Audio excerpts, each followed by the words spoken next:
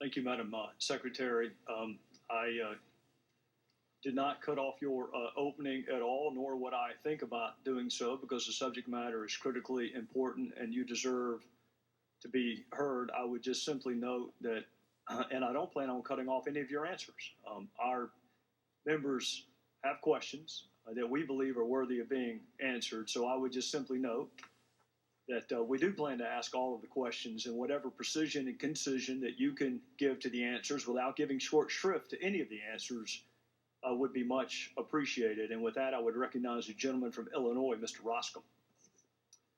Morning, Secretary Clinton.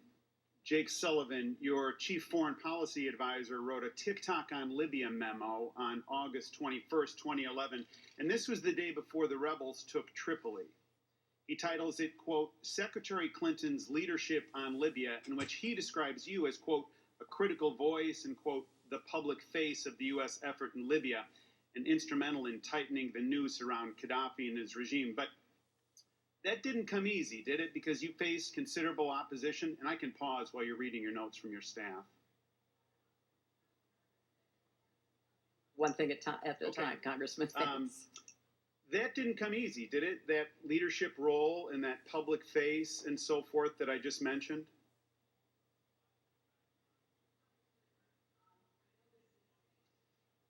No, this is an issue that the committee has raised, and it really boils down to why were we in Libya? Why did the United States join with our NATO and European allies, join with our Arab partners to protect the people of Libya against the murderous planning of Gaddafi? Why did we take a role alongside our partners in doing so? There were a number of reasons for that, and I think it is important to remind the American people where we were at the time when the people of Libya, like people across the region, rose up demanding freedom and democracy, a chance to chart their own futures. And Gaddafi threatened them with genocide, with hunting them down like cockroaches. And we were then approached by, with great intensity, our closest allies in Europe. People who felt very strongly, the French and the British, but others as well, that they could not stand idly by and permit that to happen so close to their shores with the unintended consequences that they worried about.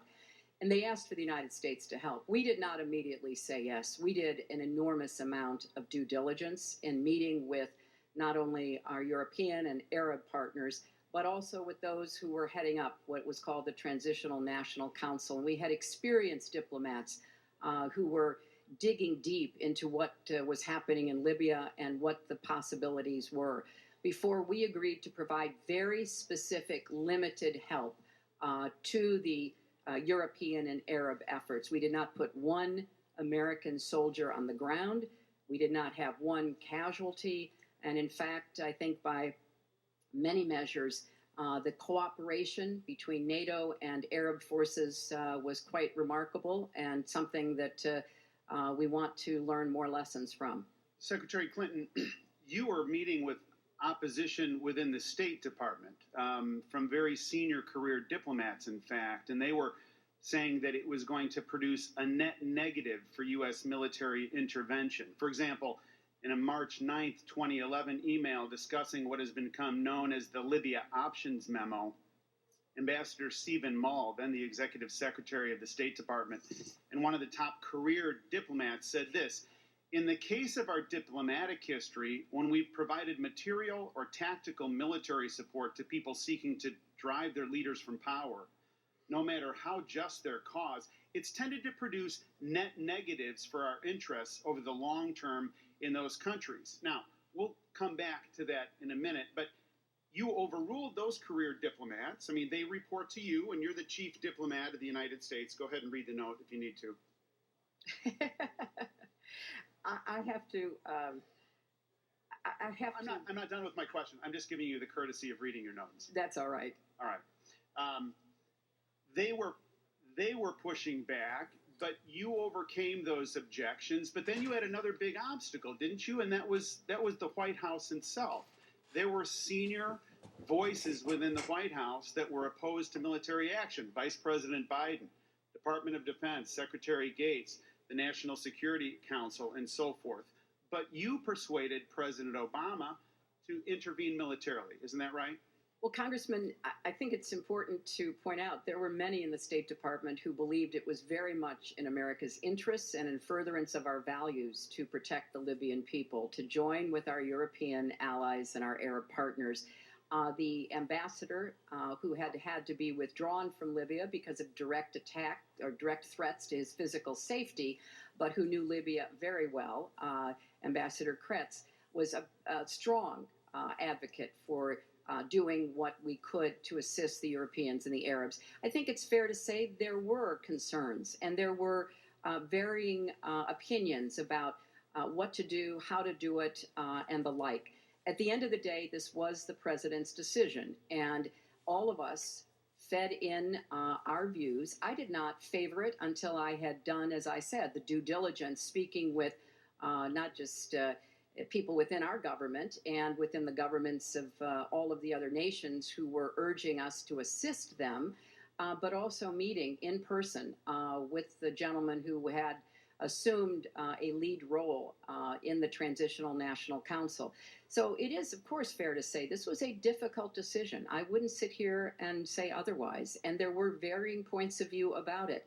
But at the end of the day, in large measure, because of the strong appeals from our European allies, the Arab League passing a resolution urging that the United States and NATO join with them, those were unprecedented requests. And we did decide, or in recommending to the president, that there was a way to do it. The president, I think, very clearly had a limited instruction about how to proceed.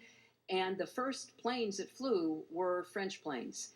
And I think what the United States provided was some of our unique capacity.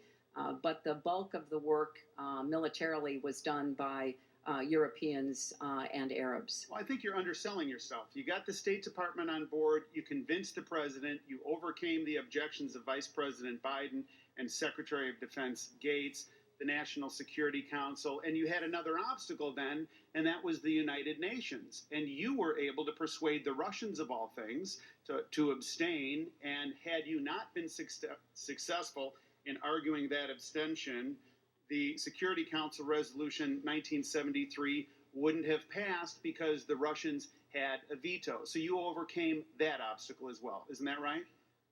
Well, Congressman, it is right that after doing my due diligence and reviewing the various options and the potential consequences of pursuing each of them, I was in favor of the United States joining with our European allies and our Arab partners, and I also was in favor of obtaining UN Security Council support because I thought that would provide greater legitimacy. In that, of course, our ambassador to the UN was very influential and successful in making the case to her colleagues. But this was at the behest of and the direction of the president once he was presented with the varying arguments. And you presented Congressman, the argument. I have been in a number of Situation Room discussions. I remember very well the very intense conversation over whether or not to launch the Navy SEALs against the compound we thought in Abbottabad that might house bin Laden. There was a split in the advisors around the president. Eventually, the president makes the decision. I supported doing what we could to support our European and Arab partners in their effort on a humanitarian basis, a strategic basis, to prevent Gaddafi from launching and carrying out mass massacres. There was another obstacle that you overcame, and that was the Arabs themselves. Jake Sullivan sent you an email, and he said this: I think you should call. It will be painful 10 minutes, but you will be the one who delivered Arab support. And that's a Jake Sullivan email of March 17th to you, asking you to call the Secretary General of the Arab League. So to put this in totality, you were able to overcome opposition within the State Department. You were able to persuade the president. You were able to persuade the United Nations and the international community. You made the call to the Arabs and brought them home. You saw it, you drove it, you articulated it, and you persuaded people Did I get that wrong? Well, Congressman, I was the Secretary of State. My job was to conduct the diplomacy, and the diplomacy consisted of a long series of meetings and phone calls, both here in our country and abroad, to take the measure of what people were saying and whether they meant it. We had heard sometimes before from countries saying, well, the United States should go do this. And when we'd say, well, what will you do in support of us?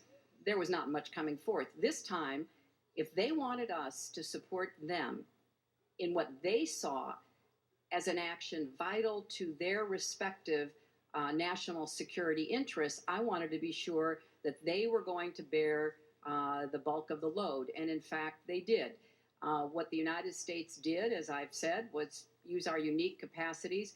As I recall, if you want it in monetary terms, slightly over $1 billion or less than what we spend in Iraq in one day is what the United States committed in support of our allies. You know, we ask our allies to do a lot for us, Congressman. Let me reclaim They my had time. asked for us to help them. Let me reclaim my time because it's expiring. Actually, you summed it up best when you emailed your senior staff and you said of this interchange, you said it's good to remind ourselves and the rest of the world that this couldn't have happened without us. And you were right, Secretary Clinton.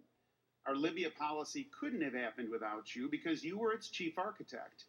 And I said we're going to go back to Ambassador Mull's warning about using military for regime change. And he said long-term things weren't going to turn out very well. And he was right. After your plan, things in Libya today are a disaster. I yield back.